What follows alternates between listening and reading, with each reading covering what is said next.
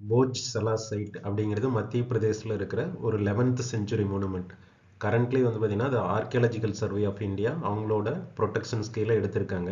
So இதில் என்ன issue அப்படின்னா ரீசெண்டாக சுப்ரீம் கோர்ட் வந்து both Muslim and Hindu community ரெண்டு பேருக்குமே வந்து பார்த்தீங்கன்னா அவங்களோட ரிலீஜியஸ் ஃபெஸ்டிவலை செலிப்ரேட் பண்ணுறதுக்கு அப்ரூவல் கொடுத்துருக்காங்க. ஸோ ஏன் அப்படின்னா இந்த 11th செஞ்சுரி மொனுமெண்ட் வந்து ரொம்ப நாளாகவே ஹிந்துவோடதா முஸ்லீமோடதா அப்படிங்கிற அந்த இஷ்யூஸ் வந்து ரைஸ் ஆகிட்டே இருக்குது. நாளைக்கு வந்து பசந்த் பஞ்சமி அன்னைக்கு ரெண்டு பேரும் வந்து அவங்களோட ரிலீஜியஸ் ஃபெஸ்டிவலை செலிப்ரேட் பண்ணுறதுக்காக சுப்ரீம் கோர்ட்டுகிட்ட பர்மிஷன் கேட்டிருக்காங்க. ஸோ சுப்ரீம் கோர்ட்டும் அப்ரூவல் கொடுத்துருக்காங்க. ஹிந்து வந்து சன்ரைஸ் டு சன்செட் அந்த செலிப்ரேஷனை வந்து கொண்டாடிக்கலாம் அப்படின்னு சொல்லிட்டு, முஸ்லீம் வந்து ஆஃப்டர் 1 PM டு 3 PM வந்து நமாஸ் வந்து பண்ணிக்கலாம் அப்படின்னு சொல்லி அப்ரூவல் கொடுத்துருக்காங்க.